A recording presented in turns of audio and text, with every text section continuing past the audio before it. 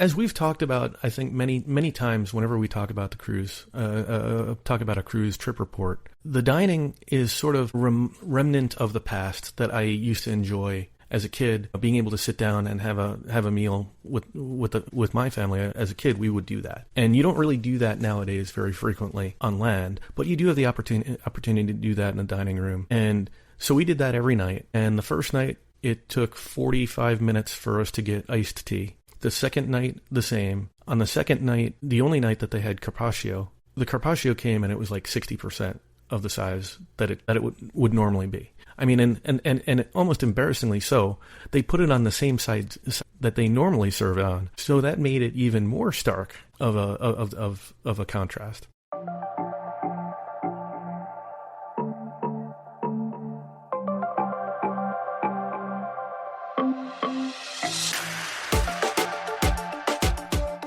Welcome to Travel Stories with your hosts, Tom Kim and Trevor Mountcastle. This episode, we cover a Mediterranean cruise with a little bit more touring after the fact, and a Delta One lounge experience. Hey, Tom, how are you? Hey, how are you, Trevor? I'm just happy to get back at it. We took a couple of weeks off recording, and excited to talk through what was, in my mind, probably one of the best trips of the year from my family and I. Ooh, that's a pretty high praise for a trip. I'm excited to hear about some of it. I think we've intentionally not been talking about this, saving it up for this episode. Yeah. Every so often we do that, and I'm curious how that changes the listener experience. But it sounds like you started it off with a bang, right? You started off with an experience in Delta One, as you might have alluded to in the intro here. I'm really excited to hear about that. Yeah, and I think we kind of mentioned in a prior episode. My wife had found with Flying Blue Miles some actual Delta metal space out of JFK, and it was actually fairly inexpensive. I was really surprised. It was definitely the Air France Saver level, and so we had that opportunity. We had to fly up to JFK on a separate award. Not a huge deal. In fact, I was actually kind of impressed with how much they made that just an easy experience, even though it was a regional jet from Reagan. And we get to the Delta One lounge, and we sort of meandered to get there because I said to my wife, I said, hey, let's check out the Sapphire Lounge. We haven't been there. There's so many lounge options in JFK, and we had 6 hours. This is like Terminal 4, right, at JFK? Is that where Delta and I think Virgin... so. Yeah, and you're right. There's a lot of lounge options in Terminal 4, including the Delta options, but there's a bunch of other carriers that fly out of there. And then, of course, you have a Centurion and a Chase Sapphire in Terminal 4, I think. Yeah, Centurion's not really friendly to the family anymore for reasons we won't go into. But yeah, we tried to go to Chase Sapphire Lounge at like 12:30, 1 o'clock, and I was astonished. They weren't even accepting anybody except for the Etihad passengers. So we ended up going straight to the Delta One lounge. The folks there couldn't have been more awesome. There's a gentleman that was standing right by the door after you sort of get welcomed in, and he was sort of advocating that we store our luggage with him, and he was kind enough to do that, which actually turned out to be a really smart move. I usually keep my luggage with me, my carry-ons, just because of the way I am. And with the crowd in the lounge, as well as going from lunch, a sit-down lunch in a nice dining environment, to the spa for the spa treatment, they had like 15-minute massages and other options, and just kind of meandering around the overall lounge, not having to worry about the suitcases. Definitely was a smart move. Yeah, I'm excited to make my way to Delta One of these days. Everyone speaks so highly of it, and you really don't hear very much negative about it, which is kind of interesting. People love to nitpick, right? So the fact that you don't hear too many negatives, especially in our space, means it must be pretty special. Yeah, I really don't know that I could find something to sort of nitpick about. We had one sort of negative experience toward the end. So we had ducked out to go to the Capital One Lounge because it's just downstairs, and they have a really cool little kind of, I call it a Batcave type elevator. There's two ways to get into the Delta One Lounge. One is the elevator that just happens to be like maybe 50 feet from the Capital One lounge, and then the other is to go up an external elevator and just approach like you were approaching from security. And when we got back, the only place we could sit, the only place that had any seats at all, was the quiet area. And we had a great waiter. He was taking good care of us, and he transitioned out, and somebody else transitioned in. And at that point, my daughter, toddlers will be toddlers. And so I had a rather rude waiter that sort of kept coming back. And candidly, I don't believe my daughter was that loud. I mean, we asked her to quiet down, but I mean, we're not talking screaming. She's just talking to me. And so that sort of soured the last bit of our experience. And we got up and we walked away, but we ended up not being able to find a place to sit other than that area. So, I mean, it sort of surprises me.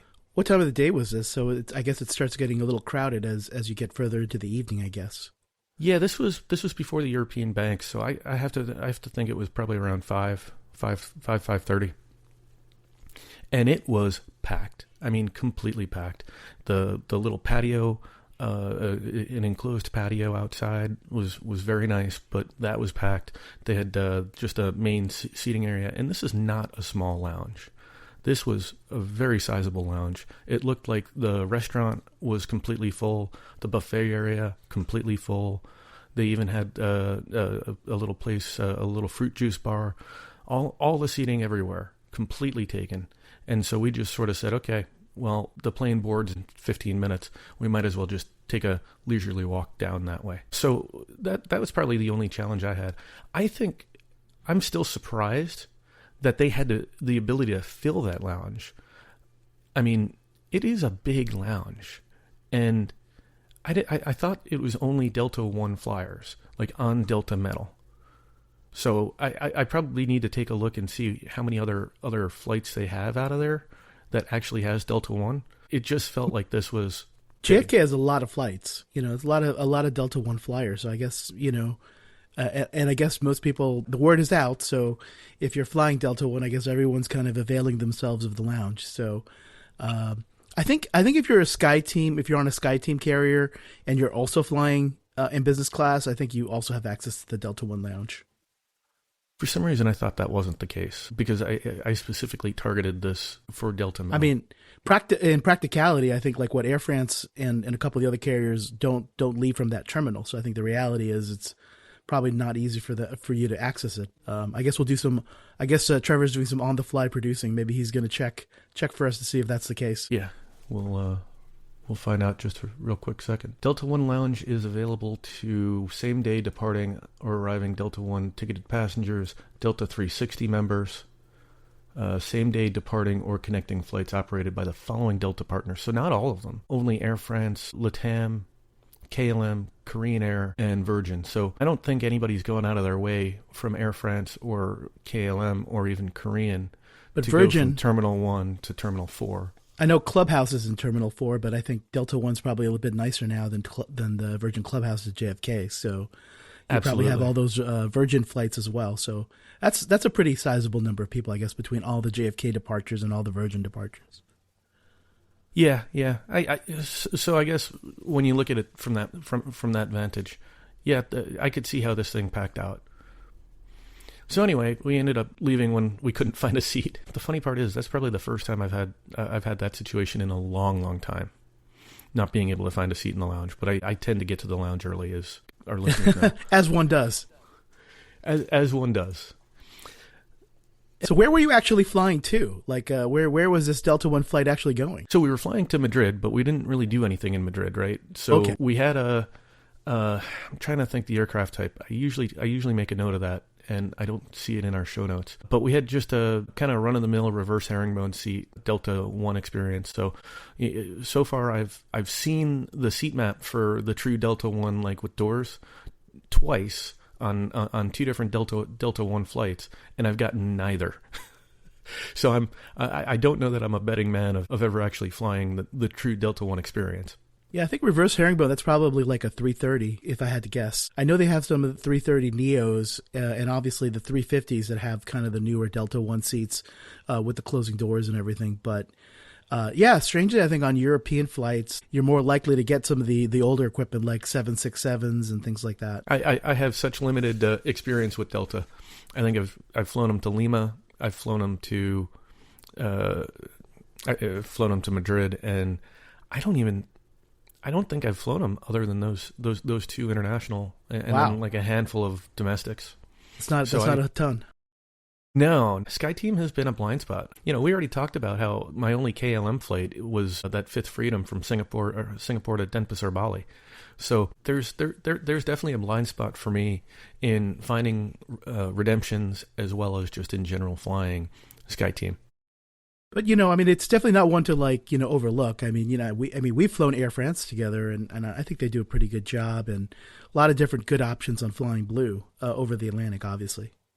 Yeah, I love their 56K business class saver awards when you can find them. The fuel surcharges and fees are a little bit higher. Usually you see that in the 150 range on Star Alliance, but you do see it in the 300 to 500 range on Air France. So you made it to Madrid, and then I think you found another interesting way to get to your next destination, right? Yeah, so we actually got really lucky because we went a day early, as we always do, and so I think we were going to take the train, and then there were some train strikes that were forecast to possibly happen. So we ended up just flying from Madrid down to Barcelona. I think that was Air Europa. You have been subject to more industrial action than hardly anybody else I know. But wait till we get to Milan. God, okay. Well, let's keep going. Sorry. So we end up flying into Barcelona, or I guess Barcelona, and ended up staying at the Grand Hyatt. That was perfectly fine. We were kind of exhausted from the travel day, but come to find, I think a day or two later, there was, I think, a baggage strike in Madrid, of baggage carriers. And then I think a couple of days after that, there was a cyber attack on a bunch of the European airports. So we're off on this cruise on the Allure of the Seas, and it felt like all hell was breaking loose. Wow. Well, I'm glad you missed them, or you were able to avoid them, because despite your best efforts, I think there have been other times where you've been subject to some of these interesting European actions that have been out there. I mean, the odds are pretty high if you go to Europe fairly frequently that you're going to get impacted. I think that's the national pastime in some of these countries. It does seem like it. And they're good at it. Don't get me wrong. They're efficient. They'll definitely jam you up.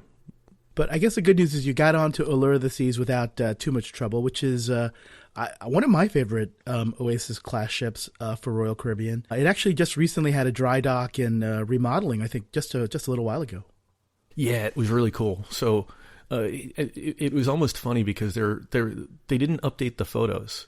So you know how you have the option to do the photo in front of the cruise ship, and they have the cruise ship backing. Yeah. Yeah, it didn't. It was out of date. Yeah, because what they did was they put the that big purple slide, which I finally got down, by the way. Nice. And they also put, if I recall correctly, they put some. Actually, I don't know if they put the backing in, like how Utopia and Wonder have. I need to look back at the photos, but I know they put in that big slide, and that slide is very noticeable. This is the dry slide, right? This is the abyss that yes, goes from abyss. I think it's deck 12 or something down to deck 8 or something even worse than that. Maybe from deck 14 to 5 or I don't know, something like that. So it's 8 or 9 stories, right? It is. I was surprised at how quickly it went. But it looks scarier than it really is. Yeah, I would agree with that statement. Sort of just went down almost on a whim. Our daughter was at the kids club, and I said to my wife, I said, I want to do this. There's no line. I'll see you at the boardwalk. And she just sort of chuckled and headed to the elevator. So we were this is where they put you but basically in a felt knapsack or something where you put your feet in and you just basically go down this steel slide, right? That's essentially the experience. It felt like I was putting on a potato sack. Yes. Yeah, but the Allure, they did a lot of different little things that I happened to notice. The kids area was much more expansive. They had a slide that had to have been a deck high, going from I suppose that's deck 15, the pool deck, to that deck higher. it wasn't connected, but as you got up to that top, ready to go down the slide, you were just about up at deck 16 level. And then there were just some other small things. The location for the country bar and restaurant, which I can never remember the name of, that we go to every time. Remember the Mason jar? Yeah, the Mason jar. I keep on wanting to call it the Moonshiners, but they moved the location of that. The Windjammer had a side entrance versus a center entrance, which was different as well. So this layout to me felt much more foreign than the prior Oasis class ships that we've sailed on. But it was really cool because it was new, and you could see some of the different design choices that they were making that I suspect we'll see on ships to come in the future. So how was the embarkation process? Was that pretty smooth in Barcelona? Yeah, so it was a complete mess. We took an Uber that was essentially a cab to the terminal, and it was just a scrum to try to drop off our bags. So I ended up finding a guy who seemed to know what he was doing, and I put €10 in his hands, and I said, "Can you help us with these?" And not only did he get our bags into one of those bins, but then he escorted us the easier way to get in. We effectively kind of went in the way as if we were already embarked on the ship, and Barcelona was just a stop. And so he got us going, which was really helpful. And after that, it was a super easy process. Cool. Yeah, I feel like I've done the similar sailing now a couple of years ago, but this was back when there were a lot more like COVID related restrictions and things, and they even canceled one of the ports. Like I don't think we didn't end up not going to Marseille, but I think is that one of the ports that you guys were on this particular cruise? It was, and let me tell you, you didn't miss anything. I mean, if you were a rosé fan, maybe you missed a bottle of, having a nice bottle of wine somewhere, a Côte de Provence rosé wine, but it was not impressive to me. I was looking forward to it, and I was sort of questioning my research by the time we were walking back the old town. But we didn't go there first. We went to Palma de Mallorca, which was a new one for all of us, and a beautiful, beautiful architecture there. Yeah, they have that lovely cathedral that Antonio Gaudi designed. That's just right there, pretty close to the port, I think, where you can usually see it. It's kind of one of those buildings that dominates the town of Mallorca, Palma de Mallorca, at least when I recall from visiting also on a cruise ship a number of years ago. Yeah, and they had a market around it too, like an open air market, which was nice. It was just a little bit too much on the stairs to get up there to actually get inside this time. I suspect that as our daughter gets older and she's able to do more of her walking and grows out of the stroller, that we'll go back to getting into churches more frequently. But yeah, just general pretty nice place. We ended up walking to Mercat de Olivar, I suppose it's called, and that was a market. Normal things that you'd see on a market. They had meat, they had fish, they had wine, they had sliced meats, some souvenirs. I was expecting it to be something more like the market we saw in Valencia, but this was probably about half the size. But on the bright side, outside of it, they had a playground. So we went into the market for a little bit and then gave our daughter the chance to get some of the energy out, get some of the wiggles out. It's funny, but I try to bake in those types of stops, but they're just not every city has them as much as a city like Madrid. So this was one of those where we got lucky in finding one.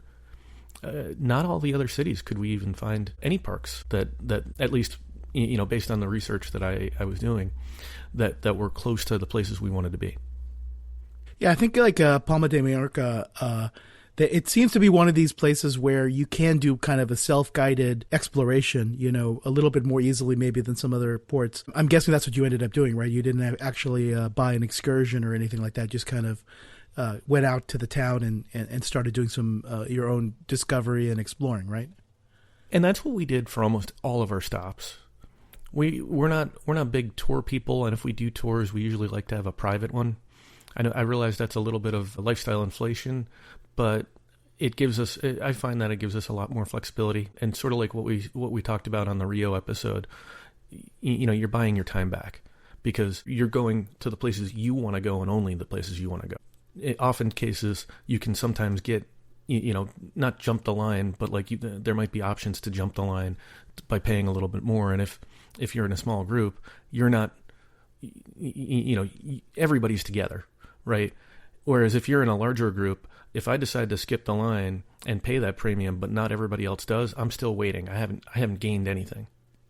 Well, and if you're on one of these cruise, offered excursions, they're typically going to be in a big bus, and there's always the kind of milling around time. You're waiting for everybody to be ready and everybody to get on, and then, even once you're there and you want to go to the next stop, there's always this kind of organizational time to make sure that everybody is on the bus.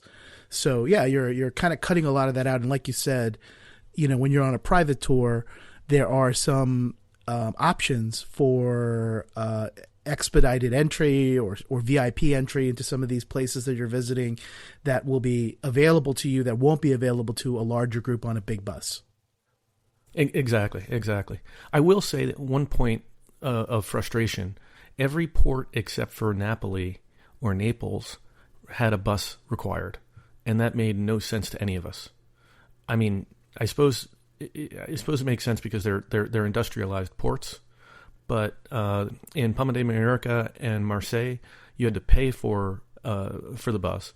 Palma de Mallorca actually dropped you off close to Old Town. Marseille literally dropped you off at the entrance to the to the port. You still had to exit the port, which was not terribly convenient.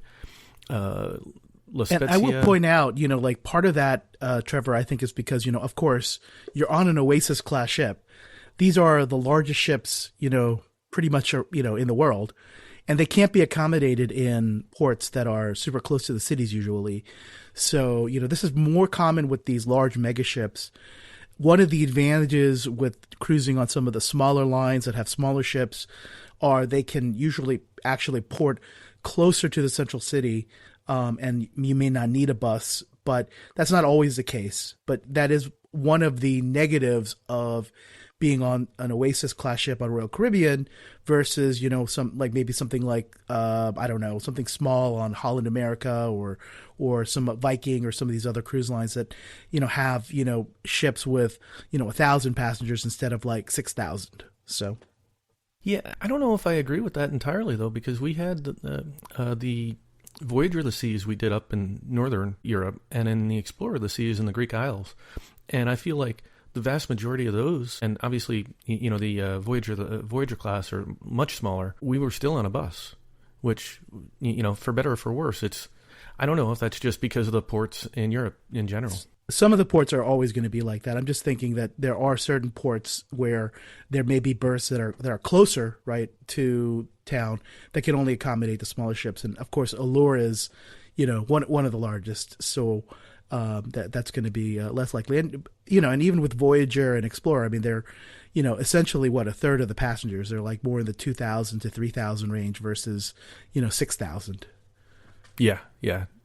And you get so much more with the Oasis class ships, though. Absolutely. A lot more amenities. Yeah. So I don't think I said all the ports. So we left from Barcelona, round trip, Palma de Mallorca, Marseille, La Spezia, Civitavecchia, which I kept calling Civitavecchia for one reason or another. Just couldn't wrap my head around it, which is the port for Rome, and Naples, which we ended up going a little bit around Naples and then Sorrento. We'll talk about that in a moment. So after Palma de Mallorca was Marseille. As I said, not a ton of things to see there. We just weren't terribly impressed with just the general experience there. Although they did have a really nice port, a nice old port. And it is one of the largest cities in France, after Paris, so I'm guessing there are things to see. I haven't been there, so I can't say either, but I'm sure there is something to see. It's just you probably need to exert a little bit of effort to get there. It's not as easy as just, it's probably less of a city to just kind of wander. Yeah, this was not a city to wander. There were, in some cases, people sleeping on the streets. I feel like if you're going to Marseille and you're going to get off, you probably just want to get a tour, or go to some of the wineries or something to that effect, or go up to Côte de Provence. I don't know. I just didn't feel like Marseille was was a place that I wanted to spend an extended amount of time in, and I think a lot of people have warned me about that, but you still want to see whether things have changed in the time from when those people that are warning you about it had been there and now. So yeah, again, Marseille, good that we had that chance, but kind of a skip. Third stop was La Spezia. That was the pinnacle of the trip. We ended up chartering probably like a 35, 40 footer, might have been a little bit longer. And it was just the family, and they had the captain and the mate. And we got to chat maritime stuff. We got to learn history. We got to see the different architecture on both sides of the Gulf over in there in La Spezia. There happened to be some military exercises, so we saw a bunch of Italian Navy ships, as well as some of their special forces doing some drills, and we even got to swim. So it was about a 4.5 hour charter. I think all in we paid somewhere between €7 and €750. So it was not cheap, but they had prosecco on board. They had a special wine that was made in Cinque Terre or Cinque Terre. I'm trying to think. Cinque Terre. Cinque Terre. I apologize for not being able to pronounce that correctly. Or I don't know, it's probably like cinque. I don't know. My Italian's not great either. That might have been it, but yeah. So we got to try the wine. They put out a gorgeous spread of focaccia, meats. They had fruits, and they had some cool fruit juices that we'd never tried that my daughter loved. It was just in general, it was just the pinnacle of the trip. Because everybody in La Spezia is getting on the bus and going to either Cinque Terre or Pisa or Firenze or some other random place. Nobody stays in La Spezia. Yeah, it's just a container port, right? It's essentially pretty boring. It's a small town, and everyone's hopping on various tour buses getting out of there, essentially. Yeah, and they do have some shipbuilding, which was really cool. We saw one of the big yachts. We saw two different yachts. One was very military style, and I can't remember who it was that it had. And then I think there was Gucci's very deep black yacht sitting there as well. So I mean, we saw some interesting yachts. We saw some interesting naval ships, sailboats, etc. And just had a really good time on the water for about 4.5 hours. That water was just gorgeous. I think you said I don't think $700 or euros is exorbitant at all. I think for like a 4-hour private tour on a boat with wine and food, that sounds like a pretty reasonable price actually, for what you got. And quite honestly, for the three of you, if you were going to do a tour to Pisa or Cinque Terre or one of the other places that you would go from there, it was still going to be it's hard not to spend $400 or $500 anyway. Right, for a family of three to do anything for that matter. Yeah. So we had that opportunity. I would do it again. In fact, I would do that in other places too. And we did leverage Michael Rubiano to get that booked for us as an intermediary. I probably could have done it all on my own, but it was helpful that he was able to kind of do that. And I think he was able to negotiate because they wanted to do it like a 9-1 or a 2-6, and neither of those were going to work based on when like the ship didn't get into the port until 9, so there was no way we were going to make it at 9, to this dock, which was probably about a 10-15 minute walk away, and then then we'd be losing out on time there, and then if we did a 2-6, we'd miss our dinner on board. So he was able to negotiate a better timing. And we were it worked out really well. And because we got back, I think about 2:30, we ended up walking into town, and it really felt like we had the whole town to ourselves. We didn't get the chance to go everywhere, but I jokingly say we found this one, I'll call it a cafe, but it was also a gelateria. And they had wonderful gelato, they had Prosecco, and they had good coffee. And so my wife was happy, my daughter was happy, so happy that she ended up getting 2 gelatos, and I think she had a bunch of ours that we shared. And we just sat there and enjoyed the quiet and just people watching and just kind of wandering around. They had some nice shops there. They had just a nice little area that if I was going back, I think I'd do the same thing. I might give a little bit more time looking around the town, but I don't think I'm going to getting on a tour bus in La Spezia. Yeah, and unfortunately, I think that's kind of the same thing for all, a couple of the ports in Italy, including, I guess, the next one, right? The Civitavecchia, which is which they love to say is Rome, right? But it's really nowhere near Rome. No, I think it's Civitavecchia. I think I have it. Civitavecchia is what I think is how I see it spelled. But again, if you're tuning into this podcast to have Tom and Trevor talk Italian, I think you're in the wrong place. I think I got it wrong in the show notes. This was a constant battle for me. I would chat with folks and they would correct me, and I'm like, I gotta really commit that to memory, but I never did. So yeah, this reminded me a lot of Marseille. Not people sleeping on the streets, but there was definitely a lot of grunginess that you had to go by. So much like the Marseille bus, they drop you off at this kind of like, it's probably more like La Spezia. It's outside of the port, but not by much. And it's literally stood up just to be for where the buses drop you off. So I take it you didn't actually go to Rome or as some of the other people on the ship may have done. No, this was going to be our hangout day. I got it. And we almost didn't get off the ship. But I had a concern because they had 1,000 people getting off in Civitavecchia, and I didn't want that. Oh, there's so many people milling about kind of experience as you have like on an embarkation day. And since this cruise had 2 embarkation days, I just said, let's go explore. There was a little market, open air market that we found. We wandered by that.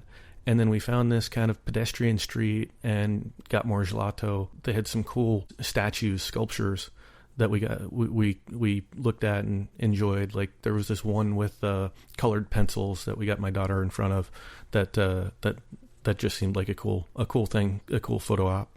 And yeah, we ended up just kind of wandering around. There is a beach. We got close to the beach. We didn't go into the water there.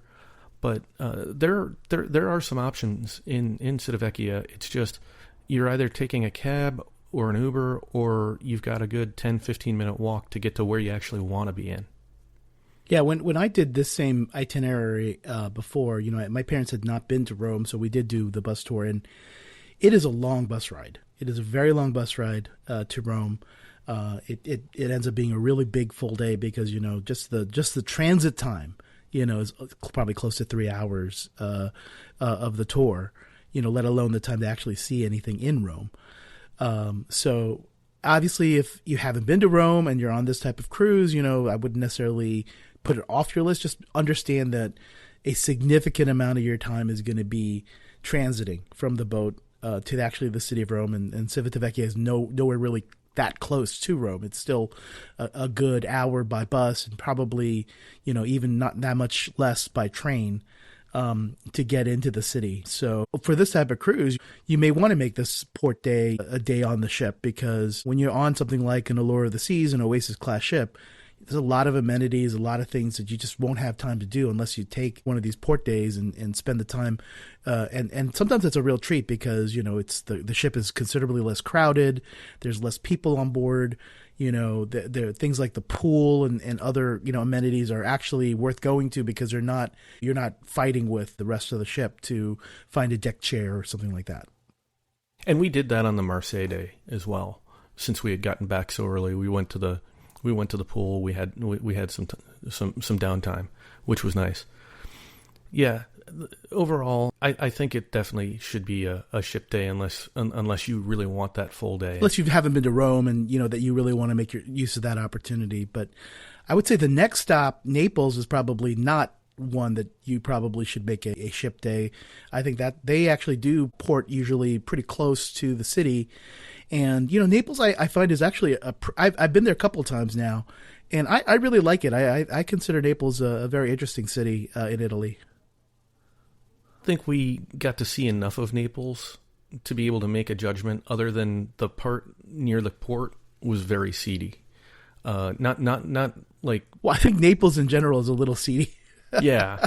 So, I mean, it's the south of Italy. It tends to be a little bit poorer than the northern part of Italy. So, yeah. So everybody was saying you go to Naples to get out of Naples, and so we did just that. We went and we took a ferry under €100 to Sorrento, and that was such a cool experience until it wasn't. I say that with a little bit of humor, right? Because just as you mentioned, everybody gets off these ships and they hop in a big bus. Well, a lot of people clearly did that to go to Sorrento. Because we took the ferry, we got there before they all got there. And so we got to see Sorrento with, I'll say, some tourists, but not a ton of tourists. And you could definitely see after lunch, as we're touring, you see the buses in the distance kind of coming in. And then suddenly these little alleyways that you're walking that you could walk comfortably, now you're like knocking into people are bumping into you, and it just became a situation of way too many people. But we still, before the buses got in, we had the time. We took there's this elevator from the port area that goes up. You can do the hike too. I think it was €2.2 to take the elevator round trip. Hard to pass in my mind. It just seemed like it made total sense. We tried some limoncello. We picked up some souvenirs, and we had what I would say was a nice light cafe type lunch. And again, we got to see this. I would totally go back to Sorrento, but I would do it in an off season time. It's got beautiful architecture. It's just a cool little town. Well, and I'll make a plug for other parts of Naples too, because you obviously spend your time in Sorrento, but obviously Pompeii is one of the places you could visit with a stop like this. Herculaneum, there is a pretty good archaeological museum where a lot of the findings from Pompeii Herculaneum are kind of in Naples, so that's something to go to. Of course, Naples Neapolitan pizza. That's something to obviously go for if you happen to be in that area. So it definitely is a lot more seedy than Rome or Milan. But, probably Naples is something to, have on your list if you're interested. Also in looking to, of course, Sorrento. I haven't been there, but sounds like that was an excellent excursion as well. Yeah, and then you also have Positano and Capri. So, right. Lots of options. Yeah, you're not want for options. You just have to make a tough call, because you probably only do one with the amount of time that you've got in port. I think we left port at like 6 or 7, and then we had a port day the next day, or not a port day, a sea day. So that's the ports. Where else do you want to jump to? Well, I'd love to hear about the ship experience. I think, of course, one of the advantages of being on this kind of ship is they have a lot of world-class entertainment. I know, having been with you on a couple of other Oasis ships, I know you and your family enjoy a couple of different shows and things that they typically have on these class of ships. Yeah, so you're going to feel like this is familiar for part of this. The ice show was a new one to us. It wasn't very technical, but the skaters were awesome, and because you spoiled us on Utopia, we decided that we were going to go in a little early and get the front row seats. Little did we know that Europeans had either didn't care about the shows or weren't going to go to the early shows, and so we had no problem having some of the best seats in the house. And so the skaters often would high five my daughter. It turned into a really interactive show, which I thought was really cool. But I would say it was not nearly as technical as some of the other ice shows that we've seen, but it definitely got a lot of good laughs. And they had fun with the music. It was one of those where they kind of went through different music genres and sort of aligned that to the skating. The Aqua show was, I think, the same show that we had on Utopia. I felt like the Utopia was far better. They had more diving on Utopia than we had on Allure. And I just felt like the dancing was just in general better, and the diving in general. They didn't have a tightrope. I can't remember. Did Utopia do the tightrope? Or was that that's a good point. Yeah, Wonder? that's. I think a couple of the ships have. You mean when like the high what is it? The tightrope where it's like a couple stories above the theater, right? Yeah, is that what you're talking about? Yeah, I'm not saying that I really enjoy it. I'm just observing the absence of it. So they didn't do that, and they only did like one or two from the highest jump, and only one or two from the mid jump. So it was, like I said, it just didn't feel as much as what we saw on Utopia or Wonder. But being the same show as Utopia, I think that's a good comparison. I will say that we sat up front because we waitlisted for the earlier. We stood in line, and they put little towels down, which was nice. Well, that's good. Unfortunately, most people had taken them that were sitting in the seats. They put seats on the benches, by the way. You know how we didn't have actual seats with backs? Right. They actually have these colorful, they're essentially like little deck chairs, but without the seat, but they're anchored onto the bench. So each person actually has a seat rather than just cramming in as many people on the bench as you can for, I'd say, about 80% of the theater. Now, did you also go to I know this particular ship also has a Broadway musical on, I believe it's Mamma Mia. Were you able to watch that as well, or did you guys skip that? We tried, but the volume was just way too loud. Even with headphones, it was just too loud for her. Candidly, it was probably too loud for me too. And it's like 2.5, almost 3 hours, right? It's a long musical. Yeah. It's the full musical. It's not reduced in time at all. It's the full Mamma Mia, which for those of you who like ABBA and like that kind of thing, I definitely would recommend it. But I could also see some people skipping it as well. But maybe later, when she's older. Yeah, and they only did it 2 or 3 times. I think they did it on the C day, and I think they only did it on the C day. I think they did like an afternoon before dinner, and then an evening. And I think that's all they did for Mamma Mia. And I like the movie. I haven't seen the show on Broadway or anything, but I was there for it. I was ready to try to endure it if our daughter wanted to. Instead, we ended up bailing on that and just, I can't even remember what we ended up doing. Let's see. Schooner, you know how Schooner always has the piano man or piano person. This was no different. They had a couple of good options. That is like a Royal Caribbean standard, right? So the Schooner bar is usually the piano bar on a Royal Caribbean ship. So yes. Yeah, and they had I think they had 2 different piano players, which was good. Yep. So I'm sure there was some Sweet Caroline or some Billy Joel or some Elton John. I think those are you're gonna probably hear the standards if you go to the Schooner bar one of those evenings. And one of the piano players did in fact have her harmonica. Okay, harmonica and piano, huh? Yeah, for the piano man part where they play it. That I don't know if you see that on every Schooner bar, but no, it's good. It's good that you enjoyed that. One of the things that you kind of alluded to, which I'm kind of curious about, is kind of the demographic of the passengers on the ship. It sounded like there were, based on what you said, there were a lot of Europeans, right?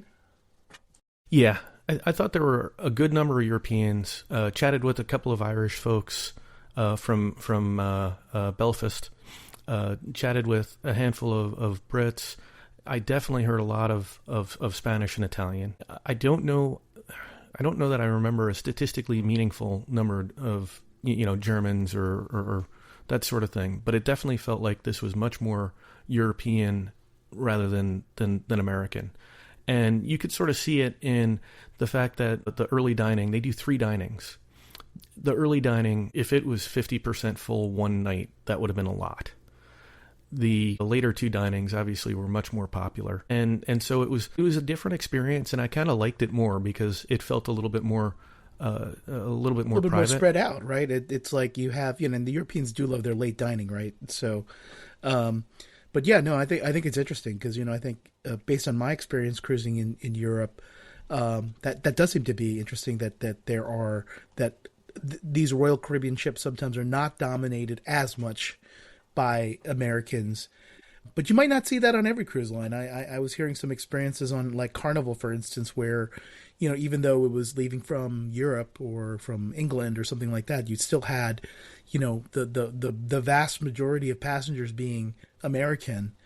Where I think with Royal Caribbean, at least my experience has been, you're likely to see like maybe 30-40% of the ship be locals, right? Italians and Spanish speakers and other people from the continent. Yeah, I would agree with that based on our experiences so far with Royal.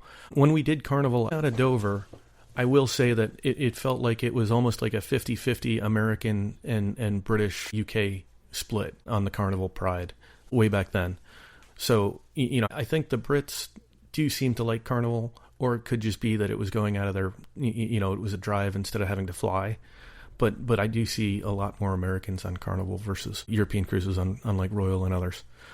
The one area that I didn't love was the dining. As we've talked about, I think many times whenever we talk about the cruise, talk about a cruise trip report, the dining is sort of remnant of the past that I used to enjoy as a kid. Being able to sit down and have a meal with my family as a kid, we would do that. And you don't really do that nowadays very frequently on land, but you do have the opportunity to do that in the dining room. So we did that every night. And the first night, it took 45 minutes for us to get iced tea. The second night, the same. On the second night, the Carpaccio came and it was like 60% of the size that it would normally be. I mean, and almost embarrassingly so, they put it on the same size plate that they normally serve it on. So that made it even more stark of a contrast. Yeah, that seems to be, I mean, it does seem like that seems to be a bit of an exception and not the rule. I mean, like I generally find, having been, sailed on, I forget how many, but, close to like 30 times on Royal Caribbean, service is usually very good. I would hope that was the exception and not the rule in your experience as well. Well, on the second day, I actually complained. Which is the right thing to do, I think. Yeah, but I didn't want to make it about the server because I felt like the server and the assistant were not dialed in. So I just made it about the Carpaccio. I said to the waiter, and he cut me off, and he's like, "I'm going to go get my boss." And I explained to the boss, I said the Carpaccio, and then I said, I'm kind of a Lean Six Sigma guy. You guys have some really inefficient processes. I waited 45 minutes, back-to-back days for iced tea. I'm like, you're making your people walk all the way to the other side of the dining room to get the iced tea. You could just have pitchers here, and your people are better off, and as diner, I'm getting my beverage sooner. And so he heard all that, and he was kind. I think the waiter and the assistant sort of dialed it in a little bit more, but I would still say that they were probably the worst that we've had on any cruise. It was so bad that the waiter and the assistant waiter from an adjoining table actually sort of served us to an extent. The waiter just nonchalantly, he didn't make a big deal about it or anything. He just nonchalantly puts a thing of Parmesan cheese, because my daughter loves Parmesan cheese, on her pasta, and they didn't bring any when she would have her pasta. And so he noticed this, and so he just sort of slides it on the corner of the table. And then at dessert, he just, cookies just appear next to her. And then the assistant waiter had made origami for her. And so we actually felt like we had 4 servers. And between the 4, we had a little bit better of an experience, but it was still not anything like what we had. I think on Utopia and most of our cruises, in fact, usually you get to the table after the first day or even the second day, and if you had iced tea the 2 days, it's there for you. If you had a particular ask, your mother liked her hot tea, that hot tea was there at the table for her, by the time you got to the table.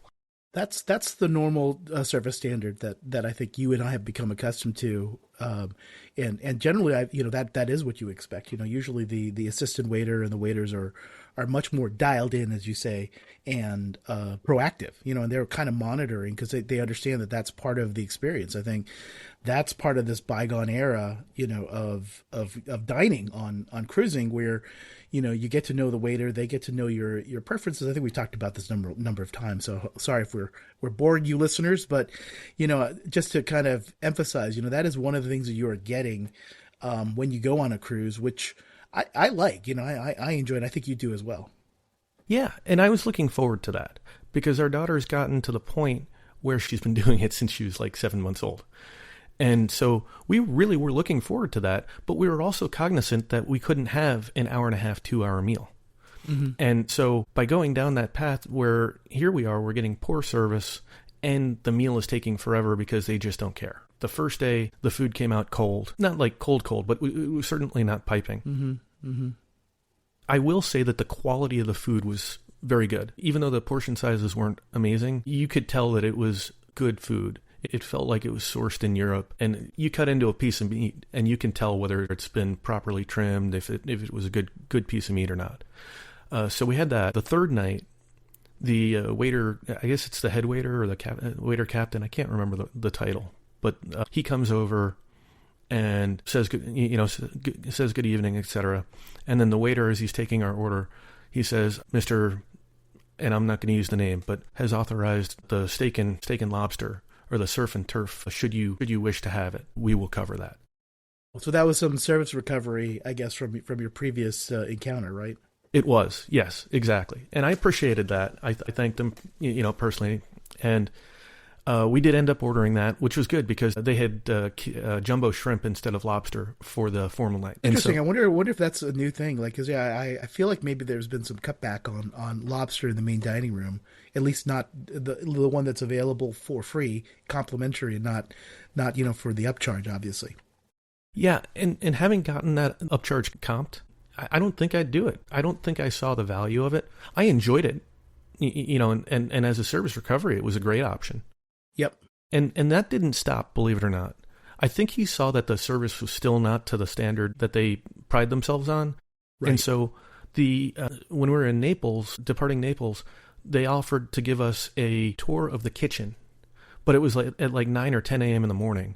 And we had already committed to go to the pool and do the kids' pool and stuff. I don't know that I would have been terribly excited to tour the kitchen either, but I mean, that was another nice thing that they did offer. That's usually an upcharge. Like that's not something that's offered complimentary usually. That's part of the, I think, like the sip, tour, and brunch event, which is usually, I forget, like $30 or something, I think, on usually toward the end of the cruise. Yeah, and again, they had offered to comp that for us too. Yeah, I mean, I guess kudos to the head waiter, because I mean, I think he was being observant, obviously, and realized that you were not getting the level of service that was up to the standard that he knows that Royal Caribbean typically does. Exactly. And the last night they comped a bottle of champagne, but it was not the most amazing champagne, and the execution was less than stellar from our server, even though he was the one advocating for a comped bottle. But it was sort of the thing that you get if in your room, in your cabin, if you, I don't know, if you booked it in a particular way or something to that effect. I usually get I think it's Chateau San Michel from Washington. That the sparkling wine that they have, that's at least what I got last time. No, this was a cheap French wine, if I recall correctly. But I mean, they're all different ones. But I would say it probably tastes a lot like this Chateau Saint Michel. So that's sort of the experience that we ended up having. Maybe you just had some green waiters, and then obviously the other waiters in your area were probably they're been there a while, know what the standards are, and could see that there were some things that were missing, so they were trying to obviously chip in. Well, the funny thing is our waiter and the other waiter were assistant waiters together, and they got promoted at the same time. One guy clearly knew the job. The other guy didn't even know the assistant waiter job. Yikes. Yeah. It was definitely one of those things. He ended up telling us that he was getting off the ship after when we were getting off.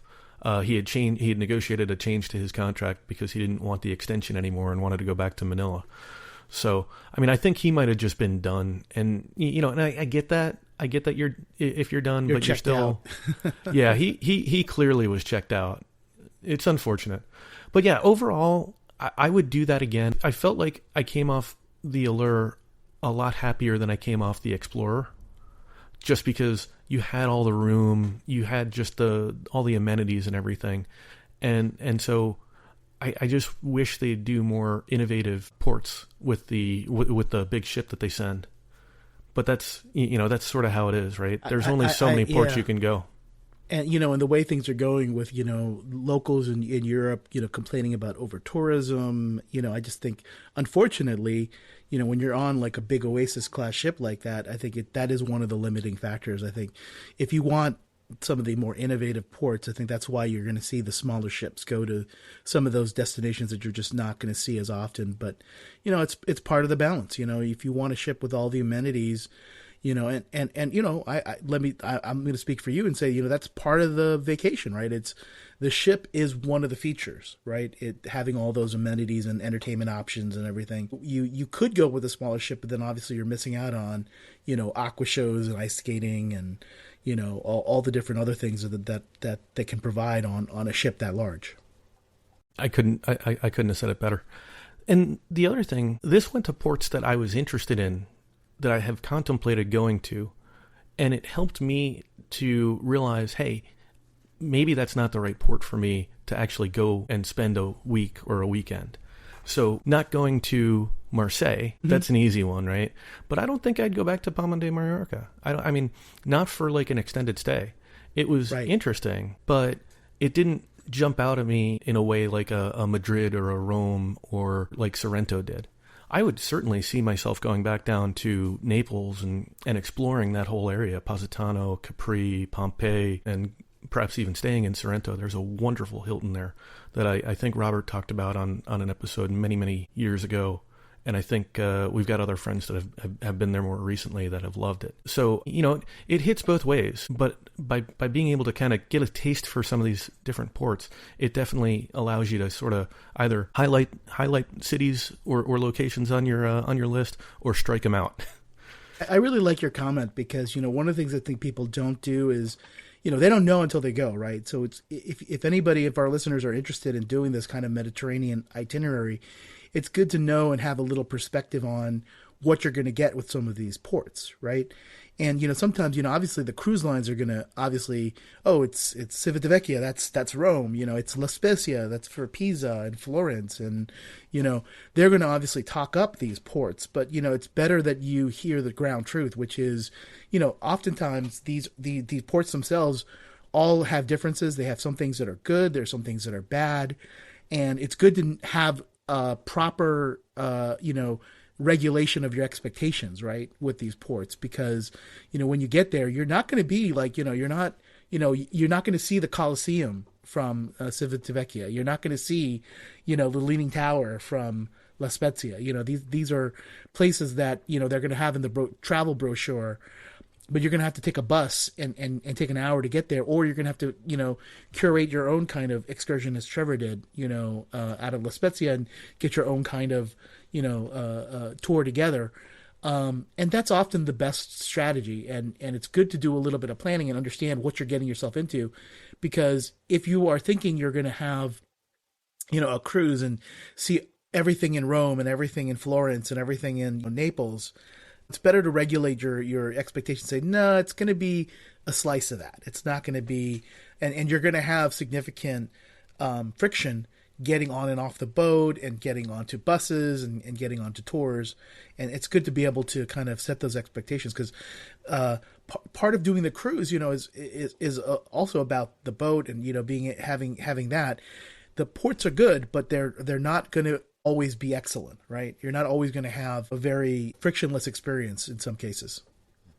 Yeah, and if you were to try to do Firenze and Pisa out of La Spezia and Rome out of Civitavecchia, you run into the other problem of you're going to miss out on some things on the ship, like the dining. You're probably not going to make it back unless you've got a late dining. And if you're doing a late dining after a full day of trying to tour, you're going to find that you just get exhausted.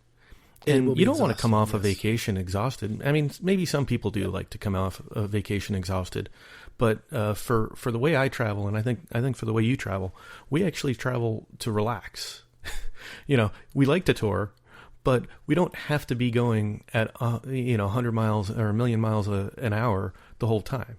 We try to identify a few things that we want to see. We see them, and then you sort of relax.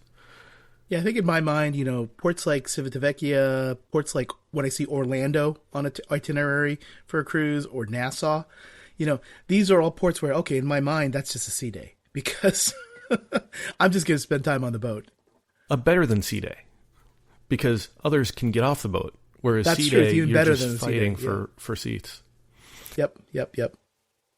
Yeah, so the sea day, like I said, we just hung out. I think I did a little bit of gambling just to gamble the little bit of the points that I had gotten. I was really super efficient on this particular cruise. The way I was sort of loading money and I just happened to get lucky. I won't go too much into it. We shared a little bit of that at the meetup, but I don't think we need to go into that here. And then back to Barcelona.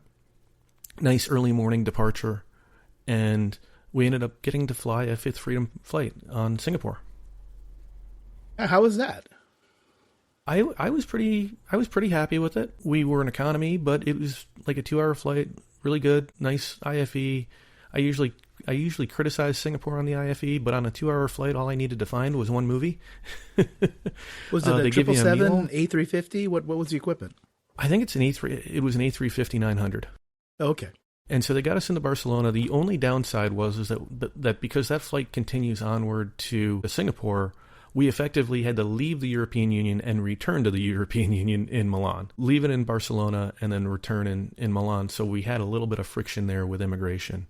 Not a big problem, just actually had to go through immigration even though we didn't really... So even though it was a Schengen trip, the downside of this Fifth Freedom flight was the gate was probably a non-Schengen gate, is what I'm understanding, right?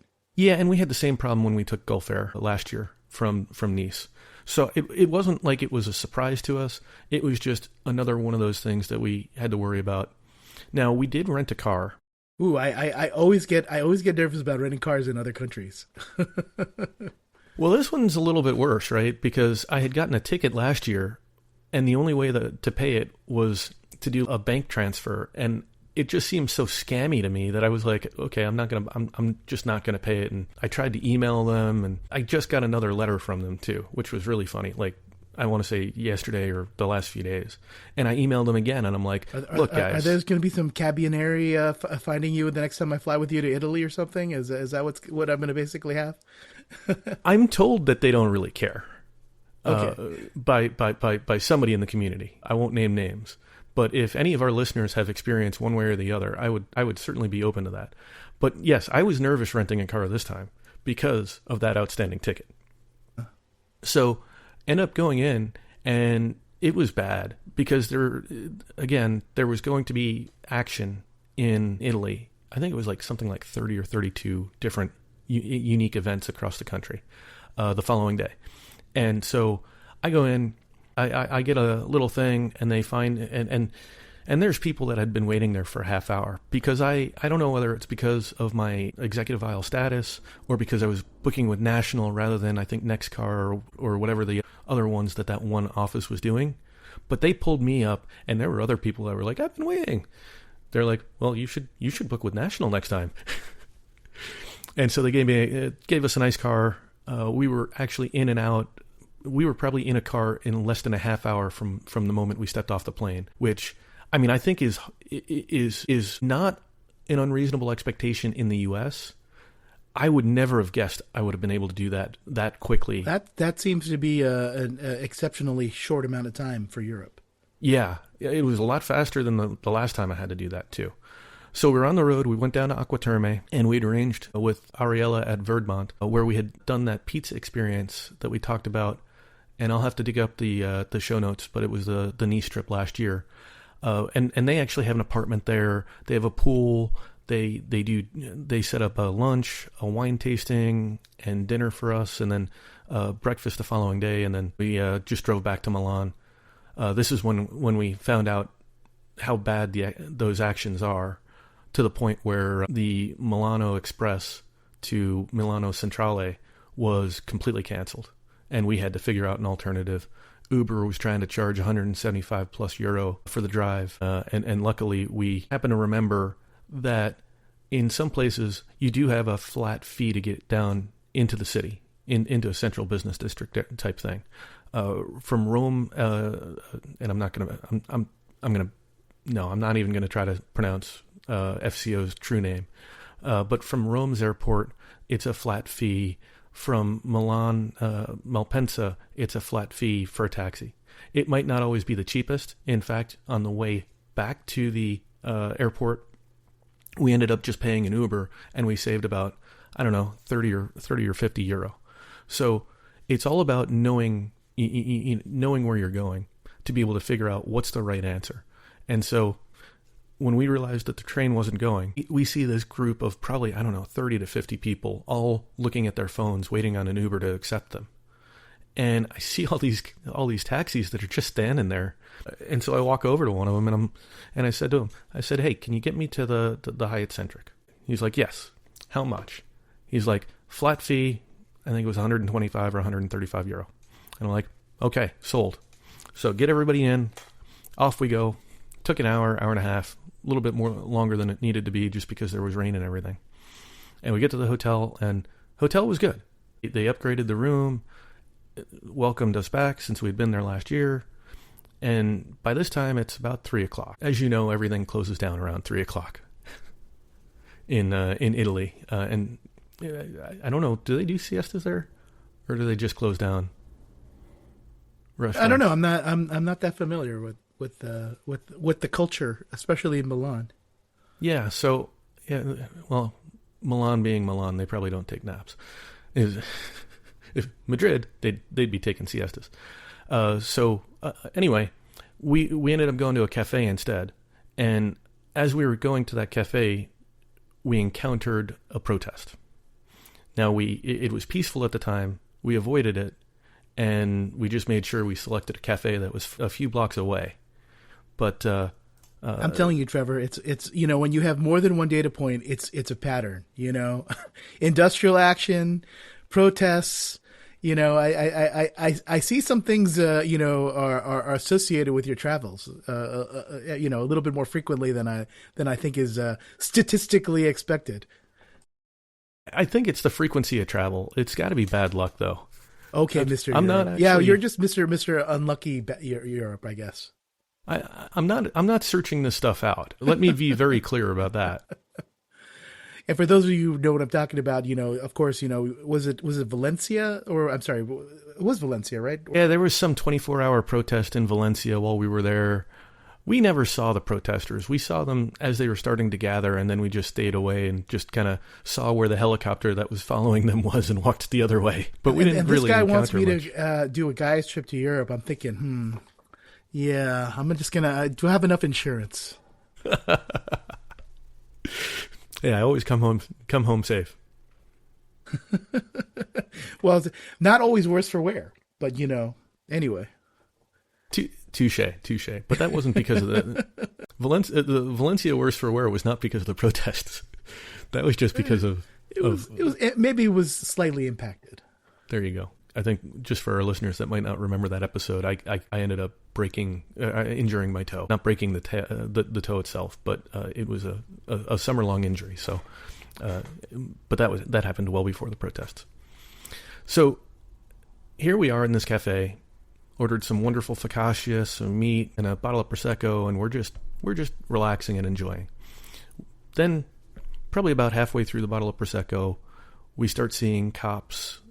Police and carabinieri speeding down the road that we're on. They've got the sirens going. A few minutes after that, we see the breaking up, or at least we see some of the protesters coming down the road. Some even sat down at the cafe we were at. It sounded to me like the police had come in and said, "Okay, time to go home." And so I'm not thinking anything's of concern yet. Another few minutes, and I'm starting to see a blue hue to smoke down the street. This is still a block and a half or so away, give or take, in the distance, I'll say. Now it's getting a little closer. The manager of the cafe that we're at, and this is something I didn't notice before, but I should have, they had the tables and the chairs stacked that they normally have out so people can sit and eat. I didn't necessarily link that to a known concern, but when they came out with these big heavy chains and chained all that stuff down, it became abundantly clear they thought this was a risk. They get closer, and now I'll say people in their 20s, a couple of the guys lift up the wrought iron garbage cans on the side of the street and flip them over. Others are jumping on the barriers to get a better sight of this gaggle of people that are getting pushed by the police up the street and away from the train station. The smoke's getting closer. There's a point where where the protesters push them back, but then the police ended up pushing them really fast to the point where we no longer had an escape route. And so we ended up entering the restaurant and just hunkering down in the restaurant. It was not a feeling I was looking for. It was not a feeling I was looking for. As they got by us, you could hear the pop, pop, pop, and it felt like it was right outside the door. And you could smell the tear gas, just the faintness of the tear gas, like kind of seeping in as they were popping more and more of those tear gases. Ended up probably waiting in there probably another 20, 30 minutes. And as everybody clearly made it past, we settled our bill and we got the heck out of there. And ironically enough, we never saw anything more of it. Don't know whether they were pushed, to another place, whether they just dispersed. I did end up going down to the train station the next day because apparently it got violent and they ended up breaking a bunch of windows and pulling gates down at the train station. And that's why the police were called in. And so you could see the damage. It didn't look like a lot, but I have to believe the train stations, they're not built to be, tender. They're built to survive hundreds and hundreds of years. Well, and, Milano Centrale, I mean, that is a massive station. I mean, I don't know if, I forget about the history of that station, but I mean, the architecture of that place, it is just a massive edifice, right? And I feel like that's part of some of the fascist kind of architecture of the period. I'm trying to remember the specifics, but, back when you had the dictator, why am I blanking on his name? Mussolini, that's right. Part of that architecture of that period was creating these gigantic government buildings that were huge edifices that really make you feel small, right? And I think, the Termini station in Rome and the Centrale station in Milan, those are both these gigantic places that are not human scale. They're really huge buildings that are kind of monumental, in their scale and the way they're built. So yeah, you're right. They're not meant to be super fragile. Yeah. Overall, though, our time in Milan was wonderful. We had the chance to go to the castle this time. We had the chance to revisit some playgrounds. There's an open air market that's over near this big park, and they just general kind of touring at our own speed. We this time we were actually able to avoid all the touristy stuff in the old town area over by the Duomo. We avoided all of that. We just wanted to sort of have a relaxing end to our vacation. We were only there for I think one full day, and then we had the 2 partial days, and it was off to fly Emirates home. Yep, another Fifth Freedom flight, huh? Yeah, this was like a Fifth Freedom trip. It felt like, although actually probably just Singapore and Emirates. We did validate, unfortunately. So we had booked this before August 18th, and I had pre-positioned points to be able to transfer for all 3 of us to upgrade to first. We had booked business. August 18th, they came out and said no kids under 8 can be in the first class cabin on points or a points upgrade. You want to pay cash? You can do it. What I really should have done was I should have tried to book her on via Qantas, but I wasn't thinking as clearly as I probably should have been, and I didn't want to risk marooning points in Qantas in Qantas's program as well as Emirates' program, which is because at this point I have orphaned points in Emirates. And just to clarify, you had bought award tickets in business, and we're planning to do the upgrades to first. And of course, this change in policy came up rather rudely, right before you were about to fly, and then you did something that's going to be very divisive, right? Yeah. Oh gosh, I was gonna glean right over that one. Were you? I wasn't going to let you. Yes, keeping me responsible for my actions. So they said that we could upgrade one of us, but then the other had to stay back in business with our daughter. And my wife let me. Whether or not I ever do that again, we will see. But it worked out all right. At least it wasn't, 13 hours to Dubai or something. It was just across the Atlantic. Just a short 8-hour flight. They were pretty happy. She got a lot of cool stuff. I got a set of Emirates PJs, which I I enjoy. They actually give you PJs in business, by the way. I think my wife likes those more than the ones in first. I don't know if I remembered giving. I guess is that a new standard that they started offering PJs in business? It has to be, because we didn't get it on the Round the World Guys trip. Yeah. And they're like completely different. It's not like Qantas, where they're both kind of T-shirts and one just is a different color. This is a completely different design entirely. It's a lighter design. It's a different color. Whereas the Emirates one is a little heavier. And I don't know. Probably nerding out too much there.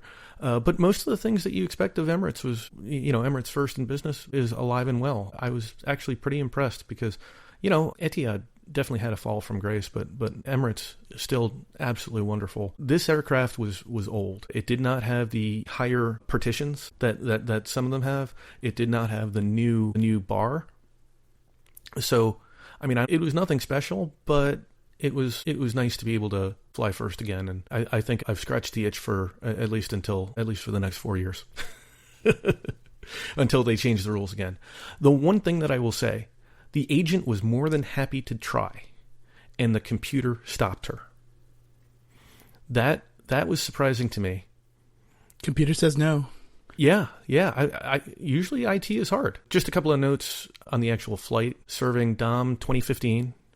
So I not Plenitude, not Rosé. I know I've seen rumors and pictures of folks being served both of those, but this was just the generic Dom Perignon vintage. And then the caviar, which is I think they got a lot of notes for unlimited at some point in the last few years. It truly is, and I probably had more than I probably should have, but it was quite good. I didn't note what type of caviar it was, though. Cool. Sounds like your typical and good first class experience. I'm a little jealous. Have to try it again sometime soon. It's been a couple of years since I've done Emirates First, but I don't think it's going anywhere, fortunately.